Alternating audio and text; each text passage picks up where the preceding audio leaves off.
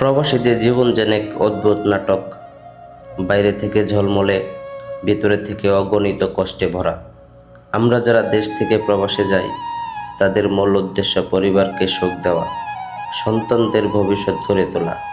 কিন্তু সেই সুখের পেছনে লুকিয়ে থাকে অজস্র ত্যাগ আর অগণিত নিঃশব্দ কান্না।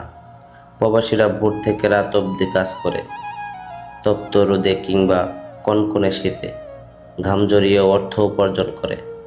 অথচ এই কষ্টের বিনিময়ে পাওয়া অর্থ দেশে পাঠানোর পর অনেক সময় সেই ত্যাগকে কেউ উপলব্ধি করে না। পরিবারের চোখে তারা শুধু টাকা পাঠানোর যন্ত্র হয়ে যায়।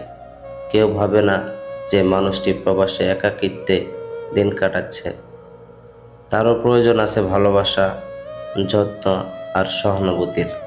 প্রবাসীরা সবসময় দেশের জন্য মন কাঁদায়। ঈদ, পূজা কিংবা পারিবারিক আনন্দে তারা থাকতে পারে না। সন্তানের প্রথম স্কুলে যাওয়া, বাবা মায়ের অসুস্থতা কিংবা স্ত্রীর কষ্ট সব কিছু দূর থেকে দেখতে হয়, ফোনের পর্দায়। এই অভাবগুলো কোনো টাকা দিয়ে পূরণ করা যায় না।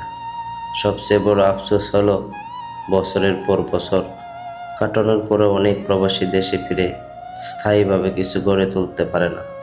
তাদের জীবন শেষ হয়ে যায় বিদেশের অচেনা মাটিতে ঘাম ঝরিয়ে।